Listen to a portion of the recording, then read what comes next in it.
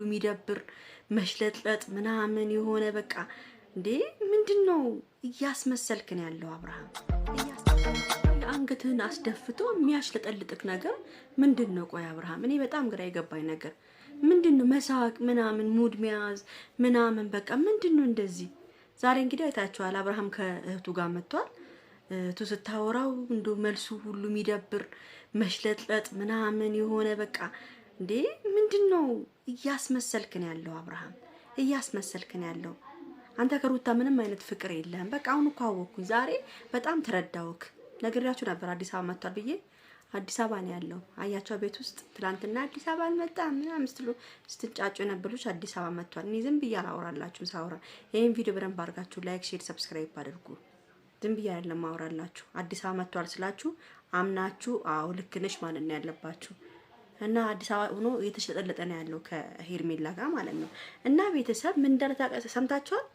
እኔ ግን ሳስበው እንዴት ነው በዚህ ጊዜ ሚስት ለምን አገባው ብዬ ነው በቃ ሚስት ለምን እንዳገባው በቃ ይጸጽተዋል ማለት ነው። ግን ያው አንድ ልጅ እንዳለኝ ሰዓት ትንሽ ደስ ይለኛል እንጂ በአሁን ሰዓት ሚስት ማግባት አልፈልግም ነበር።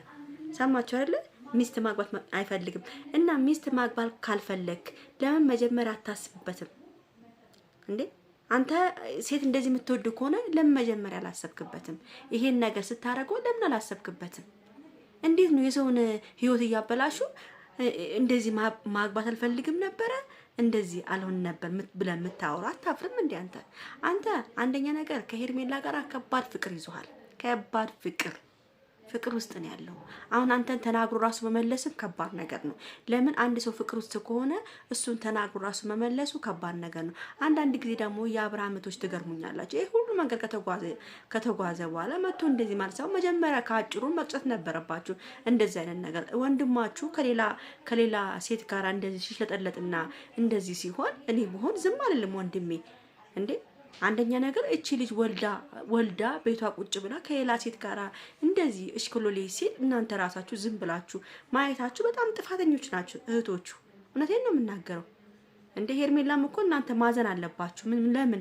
ለምንድን ነው ለሄርሜላ አልኩኝ ለሩታ ማዘን አለባችሁ እናንተ ራሳችሁ እህት ተብዬዎቹ ማለት ነው። ዝም ብላችሁ የምታዩ እስካሁን ድረስ ከሷ ጋር ማቋረጥ ያለባችሁ ነገር እንዲያቋርጥ መንገር ነበረባችሁ። ግን እናንተ ምንም ልታረጉ አልቻላችሁም። እስካሁን ድረስ ምንም የፈጠራችሁ ነገር የለም ለሩታ ማለት ነው።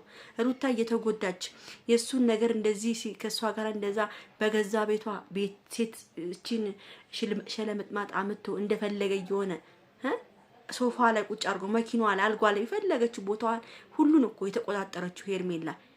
እና ይሄ ነገር ለሩታ አሳብድም። ሩታ ከእንግዲህ በኋላ ለአብርሽ ምትሆን ይመስላችኋል? ዝም ብላችሁ አሁን መታችሁ የምታሸረግዱት። እና እኔ እኮ ይሄ እንደሞ እንደ ጻን የሚያደርገው ነገር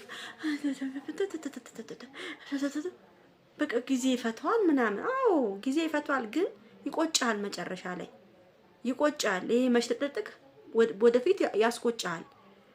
አለማግባትን እኮ ነው የተመኘው። ምን ባላገባው እኮ ነው ያልከው። ምን ነው ባላገባው ነው ያልከው እኮ።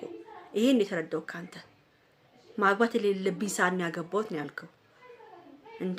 በጣም ነው የገረመኝ አነጋገሩ ምናምን። እኔ እንዴት ነው ሰው እንደዚህ አይነት ነገር የሚያስበው? እንዴት ነው እንደዚህ አይነት ነገር? እኔ እኮ በጣም ነው የሚገርመኝ። አንተ እሷ ከገባች ቤቷ እኮ ሁሉ ነገር በአንድ ቀን የሚቀር ነው አልካ አይደለም? ግዴታ እሷ ቤት መግባት አለባት እንዴ? ከሄርሜላ ጋር እንድትተው አንተ ግዴታ መግባት አለባት እንዴ ቤት ውስጥ እንዴ? በአሁን ሰዓት እኮ ወንዶች እኮ እንደዚህ አይነት ነገር እኮ የሚያደርጉ የለም። አሁን ማርያምን ነው የምላችሁ። በጣም የሚያስጠላው ነገር ምንድነው? በአሁን ሰዓት እንደዚህ አይነት ስራ እንደዚህ አይነት ነገር ሌሎች ወንዶች እያካሄዱ ነው ያሉት። ሌሎችም ወጣቶች እንደዚህ እያካሄዱ ነው። በጣም የሚደብር ነገር ነው። እና አብርሃም እያደረጉ ያሉት ነገር እግዚአብሔርን ነው የምላችሁ። አንድ ሴት አስቀምጦ ሚስት ያለው ልጅ ያለውን አስቀምጦ ከሌላ ሴት ጋር እንደዚህ ማሸርገድ ማለት በጣም ይሄ እኮ ማለት እኮ ዝሙትን ማሰራጨትና ማስተማር ማለት እኮ ነው። እግዚአብሔርን ነው የምላችሁ። በጣም ነው የሚደብረው እንደዚህ አይነት ስራ። እውነት እኔ ቤተሰቦቹ ለምን ሀይ እንደማይሉት ነው በጣም የሚገርመኝ እንዴ። ሰው እኮ ቤተሰብ እኮ የፈለገ ትልቅም ብትሆን የፈለገ ገንዘብን ቢኖርክ የፈለገ ብትረዳቸው የፈለገ ነገር ብታደርግም ሀይ መባል ነገር አለ። ሀይ ማለት አለባቸው ቤተሰቦች፣ የአብርሽ ቤተሰብ። እውነቴን ነው የምናገረው። በጣም ነው የሚያስጠላው እንዴ። ምን ልሁን ነው የሚለው? ቆይ ምን ልሁን ነው የምትለው አንተ እንዴ? አንቺ ሄርሜላ የምትባል እኔ ሄርሜላን በአሁን ሰዓት ሄርሜላን መናገር የለብኝም። አንተ ነፊት ሰጣሃት። አንተ ማቆም ካለብህ ሄርሜላን ማስቆም ትችላለህ። በቦሌም በባሌም አድርገህ እሷ ማስቆም ትችላለህ።